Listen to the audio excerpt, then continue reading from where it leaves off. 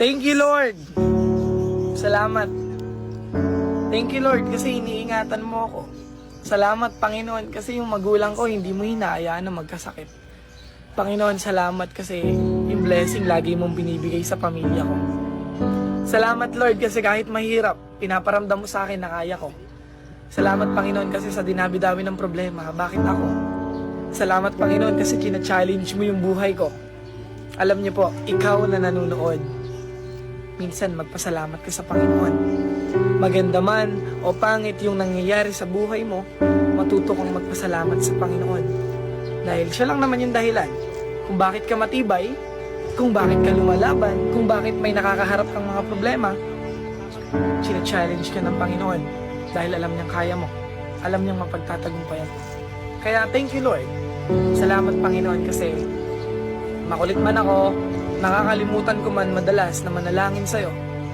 Hindi man ako nakaka-attend ng simbahan para humingi ng patawad sa'yo. Salamat kasi lagi kang nandyan. Ginagabayan mo yung pamilya ko, binibigyan niyo po ako ng lakas, tinutulungan niyo po akong bumangon. Kaya bago po ako magtapos, gusto kong iwan sa inyo to. Magpasalamat ka sa Diyos, may kailangan ka man o wala.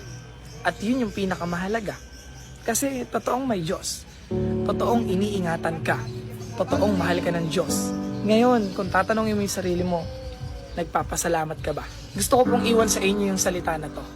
Kapag nahihirapan po kayo, kapag mahirap yung sitwasyon ng buhay nyo, kapag naguguluhan kayo, kapag hindi nyo na alam yung mga nangyayari sa buhay nyo, huwag po kayo mawala ng pag-asa.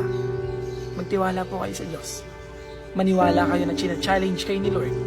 Maniwala kayo na kapag nagpatuloy ka, nakikita ka ng Panginoon. Ibibigay ng Diyos yung kasagutan sa mga tanong kung bakit ka nahihirapan. Alam mo, kung nahihirapan ka ngayon, kung sawang-sawa ka na, kung nabibigatan ka na, patuloy ka pa rin magdasal.